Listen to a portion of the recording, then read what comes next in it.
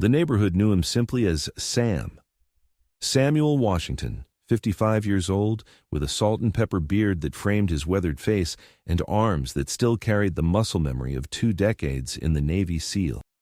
Every morning at 6 a.m. sharp, he'd emerge from his modest 2-story house on Maple Street, wearing his usual flannel shirt and jeans, nodding politely to neighbors as he made his round. Sam had chosen this working-class neighborhood in Detroit deliberately. After 20 years of classified missions in places most people couldn't pronounce, he wanted simplicity. He wanted community. He wanted to be just another face in a place where people looked out for each other. The locals had embraced him from day one. There was something comforting about Sam's presence, the way he always had time to help Mrs. Rodriguez carry her groceries, how he'd fixed old Mr. Petrov's porch steps without being asked, or the gentle way he spoke to the kids who played in the street. His daily routine was sacred. First stop, Tony's Bakery, where Tony Marcelli would have a fresh coffee and yesterday's unsold pastries waiting. "Can't let good food go to waste," Tony would say with his thick Brooklyn accent, though Sam suspected the man baked extra just for him. Next was Elena's Corner Market, where Elena Vasquez sold everything from milk to lottery tickets. She'd been running the place for 15 years, ever since her husband died, and Sam made sure to buy something every day, even if it was just a pack of gum. Then there was Mike's Auto Repair, where Mike Thompson could fix anything with an engine. Sam didn't own a car, but he'd stop by anyway, sometimes helping Mike with heavy lifting or just sharing stories about the neighborhood. The barbershop run by old Frank Williams was always Sam's final stop. Frank had been cutting hair in this neighborhood for 40 years and knew everyone's business. It was Frank who'd first warned Sam about the protection fees that some businesses were paying. "It's just the cost of doing business around here," Frank had said quietly while trimming Sam's beard. "Been going on for years. Most folks just pay up and keep quiet." Sam had nodded, filed the information away, but hadn't pushed for details. He'd learned long ago when to listen and when to act. For 6 months, Sam had noticed the subtle signs, the way Tony sometimes seemed nervous, constantly checking the street through his bakery window, how Elena would tense up when certain cars drove slowly past her market, the protective way Mike positioned himself whenever unknown men entered his shop. But Sam had kept his observations to himself. These people had welcomed him, trusted him, and the last thing he wanted was to bring trouble to their doorstep. His fighting days were behind him. That changed on a Tuesday evening in October. Sam was walking back from Frank's barbershop when he heard raised voices coming from Elena's market. Through the large front window, he could see 3 men in leather jackets surrounding Elena behind the counter. She looked terrified. Sam stepped into the shadows beside the building and listened. 2 weeks late, Elena," one of the men was saying. His voice carried the casual cruelty of someone used to being feared. "Mr. Castellano doesn't like it when people can't keep up with their payments." "Please, Vinny," Elena's voice was shaking. "Business has been slow. My daughter needs surgery and the insurance." "That's not our problem," Vinny interrupted. "You owe $800 for this month, plus $100 penalty for being late. $900 total." "I don't have $900, Elena whispered. "I barely made rent this month." Sam's hands clenched into fists, but he remained in the shadows. Every instinct told him to intervene, but he forced himself to stay still. One move wrong and he could make things worse for Elena. "Then maybe you need to find it somewhere else," another man said. "Or maybe you need a reminder about what happens to people who don't pay their debts." Sam watched as the man picked up a jar of pickles and deliberately dropped it on the floor. Glass shattered and brine splashed across Elena's shoes. "Oops," the man said with a cruel smile. "Accidents happen. Be a shame if more accidents started happening around here." The 3 men laughed as they headed for the door. As they passed Sam's hiding spot, he got a clear look at their faces. Vinny appeared to be the leader, tall, thin, with a scar running from his left ear to his jawline. The other 2 were muscle, clearly used to intimidating shopkeepers. After they left, Sam waited 5 minutes before entering the market. Elena was on her hands and knees, cleaning up the broken glass, tears streaming down her face. "Elena," Sam said gently, "you okay?" She looked up, startled, then quickly wiped her eyes. "Oh, Sam, yes, I'm fine. Just had a little accident." Sam knelt down and helped her clean up the glass. "Those men who just left, are they friends of yours?" Elena's hands froze. "What men?" "I don't know what you mean." "Elena." Sam's voice was soft but firm. I saw them. I heard what they said. For a moment, Elena looked like she might deny it again. Then her shoulders sagged and the words came pouring out. It started 2 years ago, she said quietly.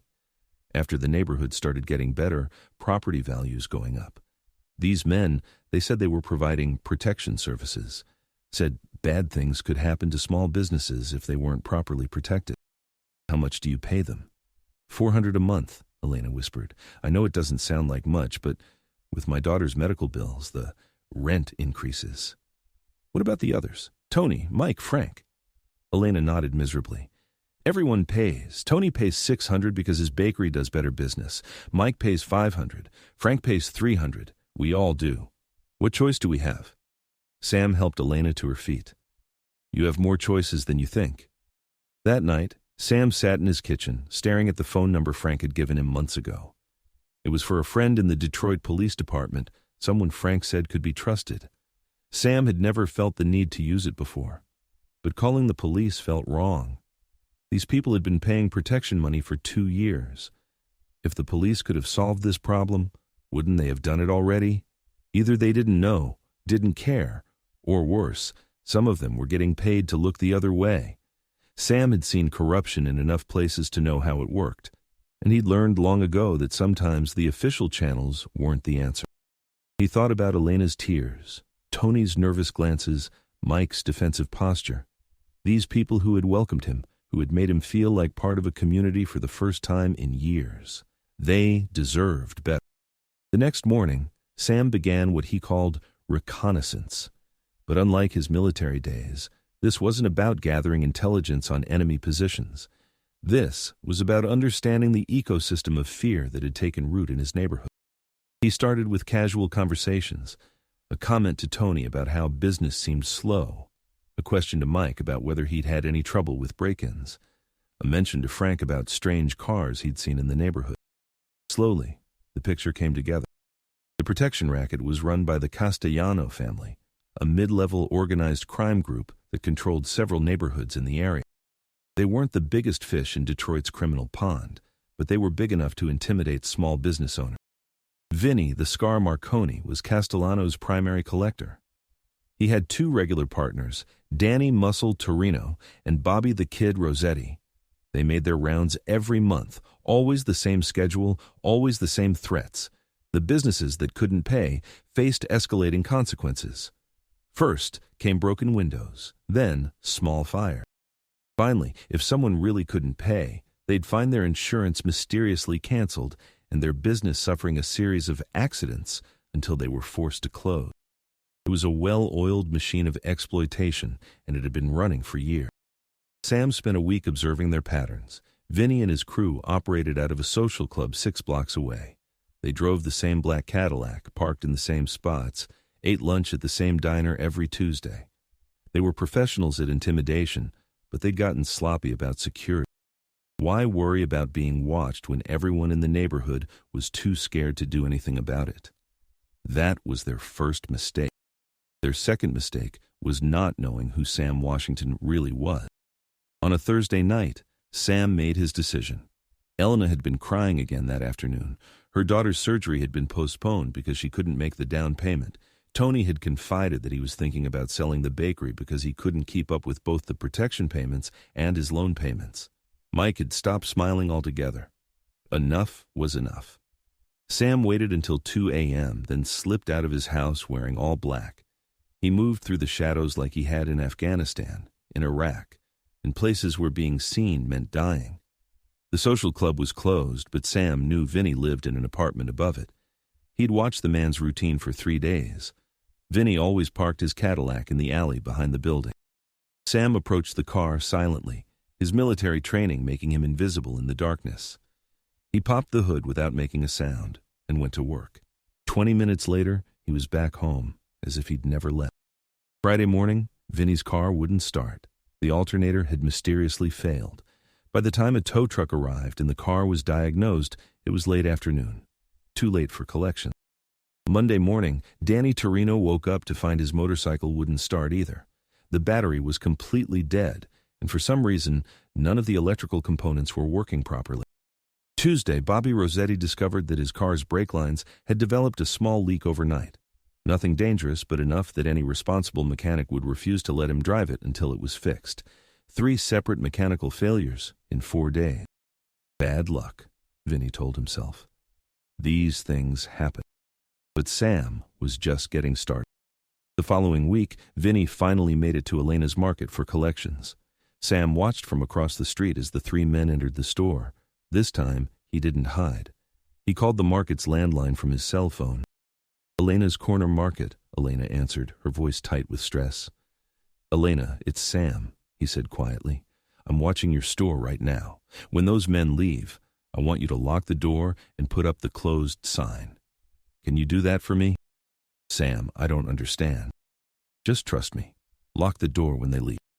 5 minutes later, Vinny and his crew emerged from the market. Elena was with them, pointing at the cash register and shaking her head. It was clear she couldn't pay. Sam watched Vinny's face darken with anger. The man grabbed a brick from the construction site next door and drew back his arm, ready to throw it through Elena's window. The brick never left his hand. Sam had crossed the street in seconds, moving with a speed and silence that caught all 3 men completely off guard. His hand clamped down on Vinny's wrist with enough force to make the brick drop harmlessly to the sidewalk. I don't think you want to do that, Sam said quietly. Vinny spun around, his face twisted with rage. Who the hell are you, old man? Just a neighbor, Sam replied calmly. Someone who thinks maybe you gentlemen should find somewhere else to conduct your business. Danny and Bobby moved to flank Sam, but he simply adjusted his stance slightly. To most people, it would have looked like an old man shifting his weight. To anyone with military training, it was a combat position.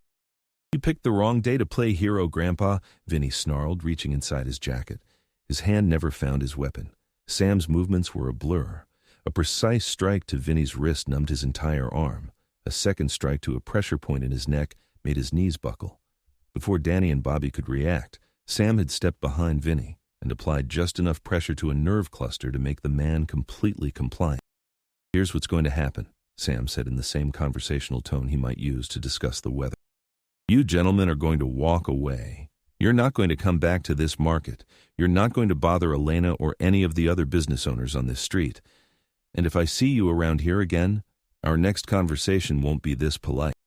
You don't know who you're messing with, Bobby stammered.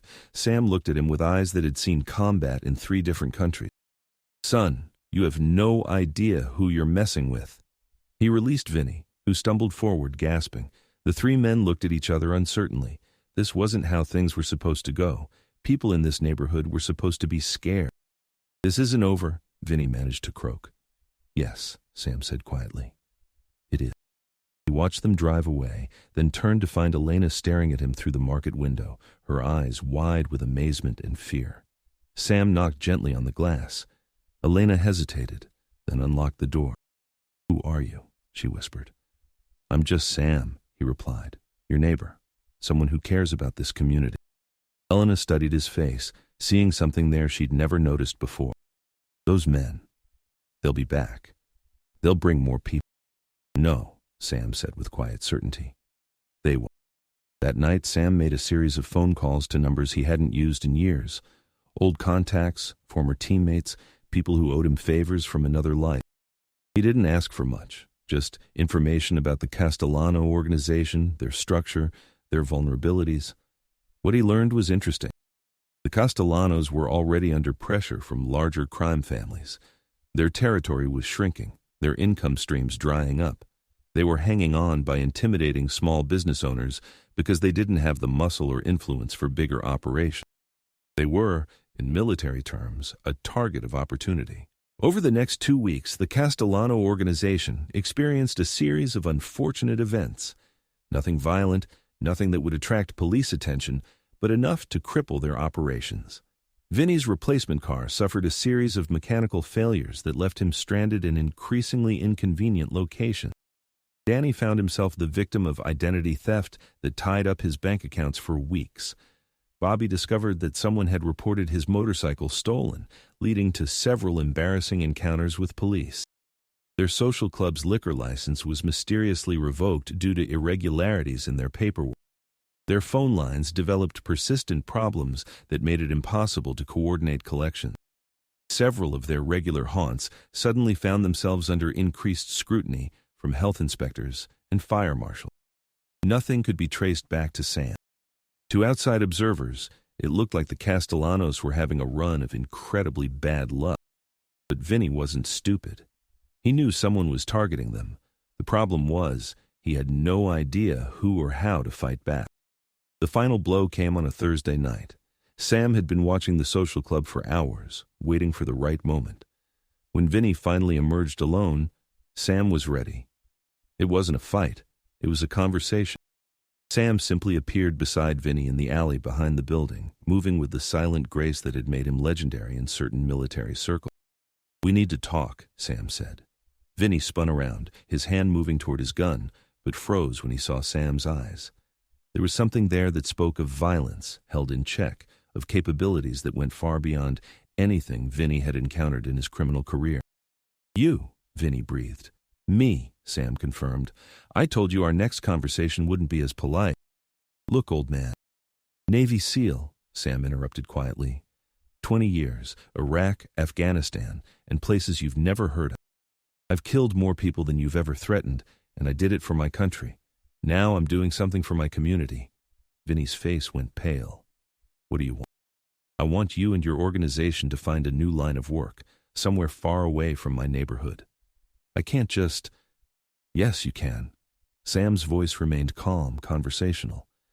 "Because if you don't, I'm going to make your life very uncomfortable. More uncomfortable than it's already been these past few weeks." Vinny stared at him. "That was you. The cars, the identity theft, the license problems. That was me being polite," Sam said. "You don't want to see me when I'm not being polite." For a long moment, they stood in silence. Finally, Vinny nodded slowly. "How long do I have?" "You have until Sunday to clear out. After that, anyone associated with your organization who shows up in this neighborhood will have problems. Permanent problems." Sam turned to walk away, then paused. "And Vinny, the money you collected from these businesses over the past 2 years, I want it back." "That's impossible. It's already been spent, distributed." Sam turned back around, and something in his expression made Vinny take a step backward. "Find a way," Sam said simply. 3 days later, on a Saturday morning, each of the business owners on Maple Street found an envelope slipped under their door.